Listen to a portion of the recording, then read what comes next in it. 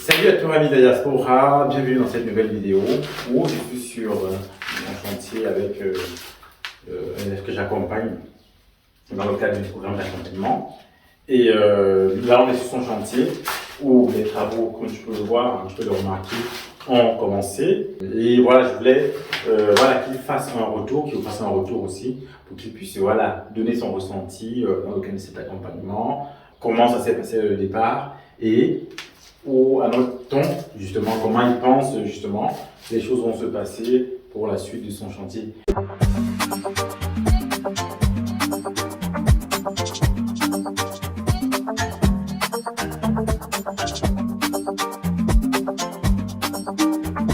Bonjour JB. Bonjour Benjamin. Bonjour. Donc, merci de me permettre de pouvoir t'interviewer sur ton chantier, parce que là, on est dans le concret. Donc, j'aimerais, la première question, c'est qu'est-ce qui t'a poussé, qu'est-ce qui t'a motivé justement pour te lancer dans un projet d'investissement immobilier? Alors, ce qui m'a poussé à me lancer, c'est le long terme. C'est qu'aujourd'hui, on sait que la conjoncture est compliquée et qu'on n'a pas beaucoup de ressources, on se dit que c'est quand même important d'avoir au moins un logement qui pourra servir peut-être à nos enfants un jour, qu'on pourra revendre en cas de coup dur. Donc, Benjamin a accepté de m'accompagner sur ce projet. L'avantage d'être accompagné, c'est la confiance et la sécurité pour prendre des choix rapidement.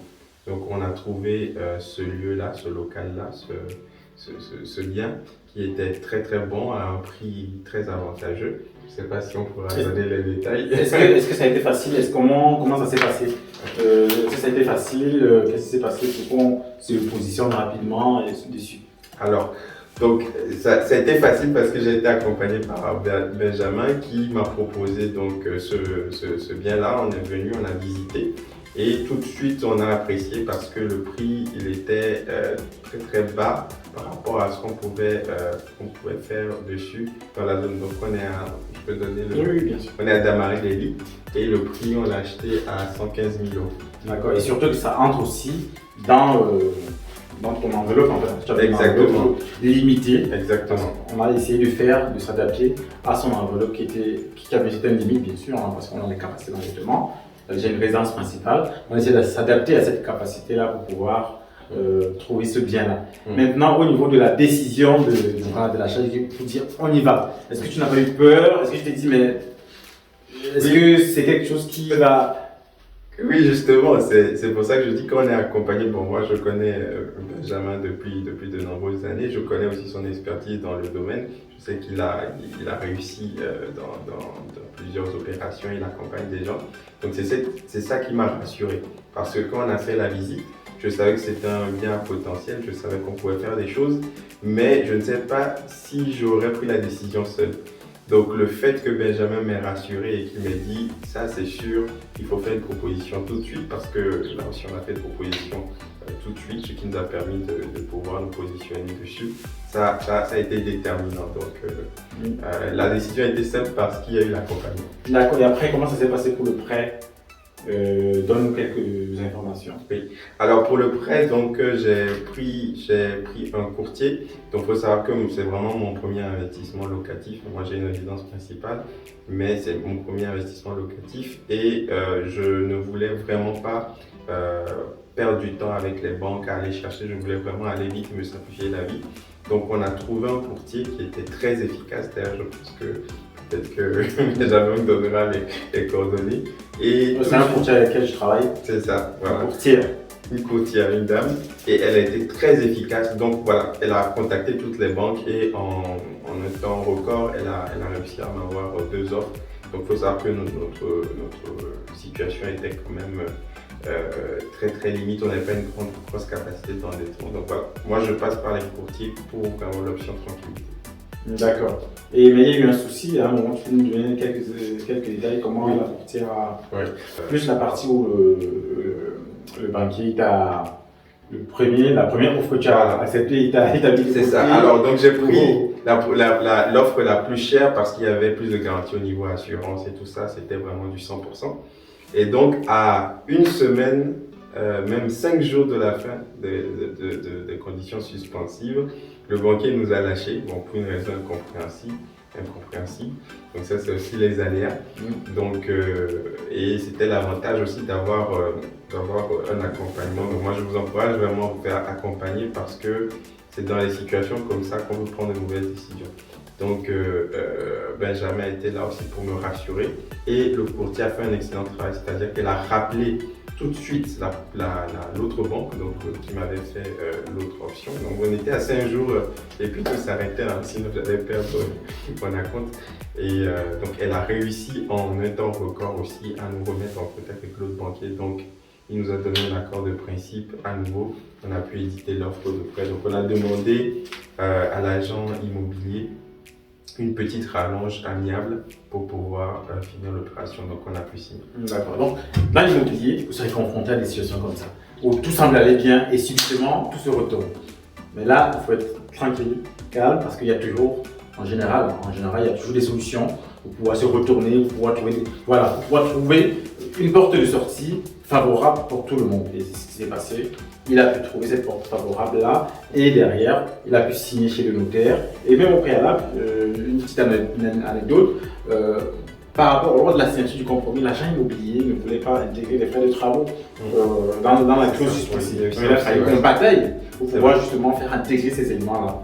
Hein. Et parce que les récits, tu n'as pas bien cadré tes clauses suspensives, ça peut se retourner contre toi. C'est ce qu'on a fait et on a pu avancer. Maintenant, est-ce que tu savais déjà ce que tu devais faire avec cet appartement, comment ça devait se passer par rapport aux travaux? Alors pour les travaux, c'est intéressant parce que, comme Benjamin, tu as réussi à intégrer la totalité des travaux dans le prix. Donc l'appartement coûtait 115 000 et on avait à peu près 28 000 euros de travaux. Donc on est environ autour de 142 000. Donc je n'avais aucune idée, bon, il faut savoir que moi je n'ai aucune expérience antérieure dans les travaux. Hein. Donc là aussi, l'accompagnement a été utile parce que il faut trouver des artisans. Donc il y a aussi le fait de trouver des gens sur lesquels tu as confiance, donc il faut trouver les bons artisans et il faut aussi se projeter sur les étapes. Donc le fait d'avoir été accompagné par Benjamin m'a permis vraiment de gagner beaucoup de temps et beaucoup d'argent, parce que le temps c'est de l'argent dans l'immobilier, de ce que j'ai compris. Hein. Donc gagner beaucoup de temps, donc il a pu me mettre en contact avec des artisans efficaces. Donc on s'est rencontrés, on a étudié ensemble ce qu'on pouvait faire. Donc on a discuté aussi avec Benjamin des possibilités. Là par exemple, on est dans la cuisine, on a décidé de casser, il y avait un mur ici, on a décidé de casser le mur pour avoir un peu plus d'ouverture, d'espace, de luminosité, que ce soit plus agréable. On a 3 chambres, bon, c'est un appartement de 63 mètres carrés, donc on veut faire une colocation, donc avec 3 chambres, 3 personnes. On avait réfléchi aussi à l'option de faire une 4e chambre, mais on voulait privilégier aussi le confort, que les gens soient un peu plus à l'aise pour qu'il n'y ait pas de turnover. Donc voilà, pour répondre à la question, je ne savais absolument pas ce qu'il fallait faire et l'accompagnement a vraiment aidé à se positionner très rapidement pour visualiser déjà les options possibles et choisir l'option qu'on allait retenir. Alors dans cette autre vidéo, je vais vous montrer les plans que j'ai réalisés et voilà, que j'ai partagé avec JB, voilà, et qu'on a validé, et qui sont en cours. On est en train de mettre cela en œuvre. Aujourd'hui, c'est quoi tes attentes voilà, par rapport à ce chantier-là? Okay. La première attente, c'est que le chantier se termine, parce que j'ai vu d'autres chantiers qui ont été abandonnés en cours. Donc le premier besoin, c'est que le chantier puisse se terminer rapidement, parce qu'on a pu négocier aussi avec la banque un différé pour pouvoir commencer à rembourser dans 1 an. Donc l'idée, c'est de pouvoir finir au plus vite le chantier pour passer à la phase d'aménagement et de location. Je me mets comme objectif, là on est en fin mai, je me mets comme objectif de juillet pour commencer à mettre les annonces pour qu'en septembre, 1er septembre, que les 3 locataires soient dans l'appartement. Donc ça c'est le premier objectif. Le deuxième objectif, c'est de faire les bons choix au niveau du positionnement, de l'aménagement, du choix des meubles. Donc il faut savoir que moi j'ai vraiment une trésorerie très limitée. Donc il faut faire des choix sur des équipements pas trop chers, mais en même temps qui vont tenir aussi dans la durée. Donc c'est ça les 2 objectifs finir le chantier très rapidement et aussi faire des choix qui vont durer sur le long terme avec Bluefin. Ok, super. Donc, on aura l'occasion de faire une vidéo. De toute façon, ça n'a pas à faire un aménagement lorsqu'on aura terminé. Donc, voilà un peu comment se passe un accompagnement. C'est vraiment de bout en bout.